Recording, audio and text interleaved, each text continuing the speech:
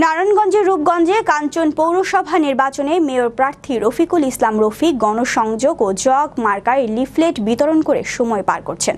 রোববার পৌরসভার ৬ নং ওয়ার্ডের কাঞ্চন বাজার এলাকার বিভিন্ন পাড়া মহল্লায় গিয়ে প্রচারণা করেন। প্রার্থীদের হাতে জগ মার্কার লিফলেট তুলে দেন। এই সময় তিনি বলেন, প্রতিদ্বন্দ্বী প্রার্থী মোবাইল মার্কার দেওয়ান আবুল বাশার বাদশার বহিরাগতরা না থাকলে তিনি সুষ্ঠুভাবে বিজয়ী হবেন।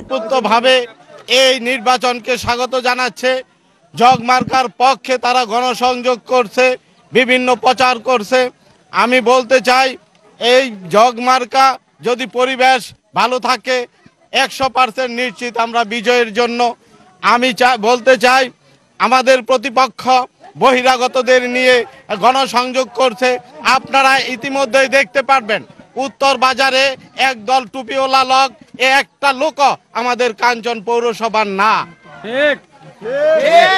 এই কাঞ্চন পৌরসভার লোক দিয়ে তারা প্রচারণা করতে পারতেছে না, তাদের কোনো জনপ্রিয়তা নাই। তার জন্য কিছু লোকজন নিয়ে তারা বিভিন্নভাবে কালো টাকা গতকালকে থেকেই সরানো শুরু করেছে এবং আমাদের কর্মীদের হুমকি ধমকি দিচ্ছে যেন আমরা যেন আমার কর্মী যেন কোনো এজেন্ট না হয়।